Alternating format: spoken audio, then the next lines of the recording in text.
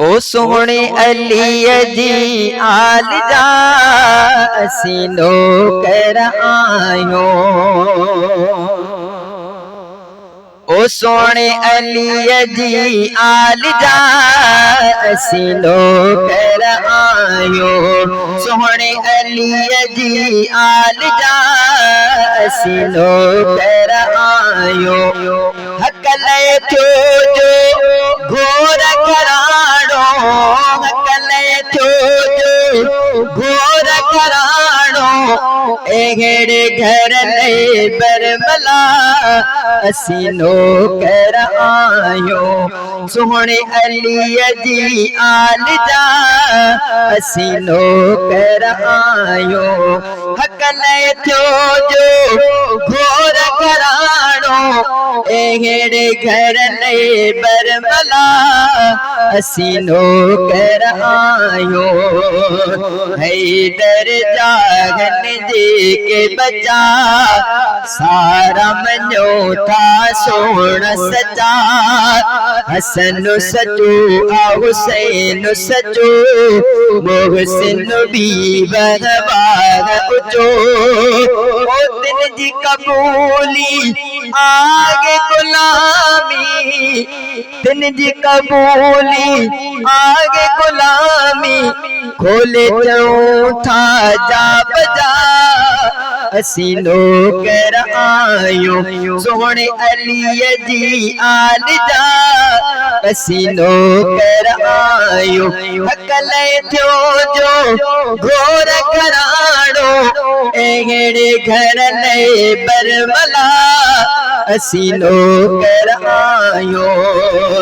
नालो एक बकर हुयो, नाल उमर भी पुटो मिठो।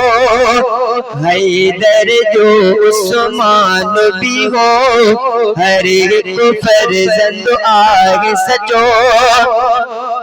ओ नावर खाजे के भी गए दर, नावर खाजे के भी गए दर। ओ जेके अली जागन बचा असी नौकर आयो। सोहणे अली जी आल जा असी नौकर आयो। हक ले थो जो घोर कराड़ो। एड़े घर ले बरमला असी नौकर आयो। हैदर साईं दिलेरो हुयो, दुजंदो तई खां गैरो हुयो। मरहब खे जंहिं मारियो हुयो, वाह जो रोब ॾेखारियो हो। ओ अहिड़े दिलेर जो हर हिकु फर्ज़ंद, अहिड़े दिलेर जो हर हिकु फर्ज़ंद पंहिंजो मञो था रहनुमा असी नौकर आयो। ओ सोहणे अली जी आल जा असी नौकर आयो। हक ले थो जो घोर कराड़ो।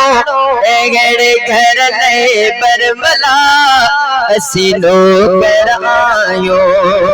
ओ जेके हुसैन सां भूर थिया, सुभान अल्लाह चोई दिल्ली मोहब्बत सां सुभान अल्लाह चो। ओ जेके हुसैन सां घोर थिया, तिन मां गॾु भाइर बि हुया। पुट बि पिरीअ जे तरफ़ां विढ़िया, भाइटिया बि गॾु लड़ंदे विया। ओ जिन बि हुसैन सां साथ निभायो, जिन बि हुसैन सां साथ निभायो। ओ तिन जी लिखऊं छा छा वफ़ा असी नौकर आयो। सोहणे अली जी आल जा असी नौकर आयो। ओ हक ले थो जो घोर कराड़ो। हक ले थो जो घोर कराड़ो। एड़े घर ले बरमला असी नौकर आयो हैदर जे शहजादन जा आयो गुलाम ए शहजादा। केड़ा केड़ा गुलाम है भाई, ये थोड़ा करे सुभान अल्लाह। ओ हैदर जे शहजादन जा आयो गुलाम ए शहजादा। हसन हुसैन इमाम बड़ा सोहना इमाम तमाम बड़ा।